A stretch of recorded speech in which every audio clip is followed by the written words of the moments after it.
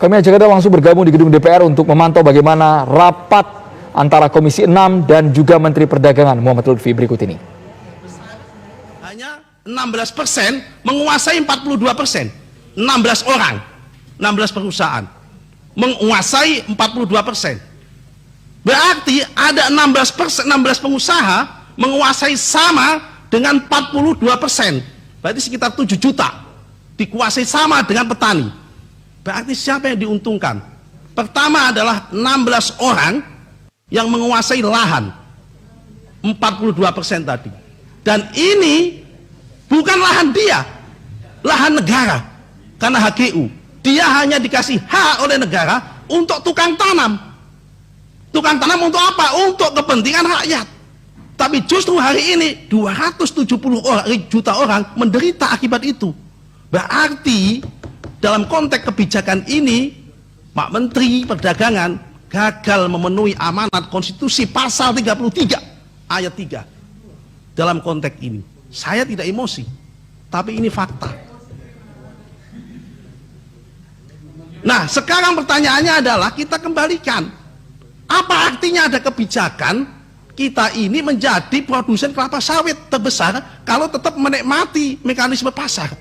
Berarti sama saja tanah yang dipakai oleh para pengusaha sawit itu adalah tanah dia, bukan tanah negara. Selama 80 tahun jadi tukang tanam. Kalau dia itu tanahnya dia, boleh dengan alasan seperti itu. Jadi yang terakhir saya mengingatkan, saya tidak setuju kalau seandainya kebijakan yang kemasan itu digunakan dengan harga mekanisme pasar. Sebetulnya dalam kehadiran negara itu adalah keseimbangan.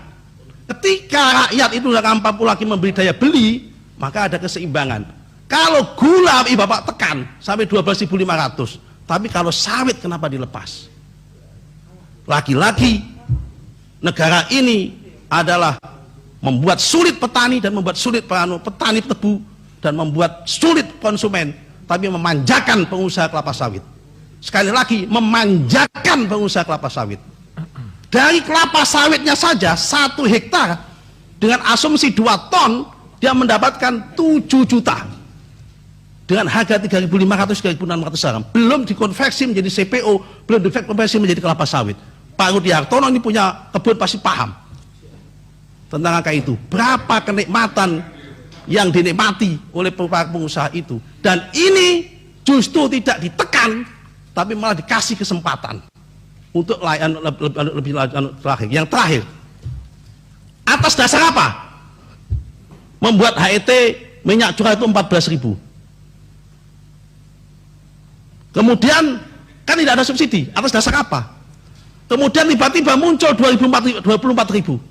Saya mau tanya, ongkos packaging itu berapa? 500. Saya udah tanya paling tinggi 1.500. Kalau harusnya harga curah itu 14.000 dengan asumsi minyak yang sama, berarti harga yang packaging harusnya itu adalah maksimal 16.000, bukan 24.000, 26.000. Sekian, terima kasih Pak Pimpinan.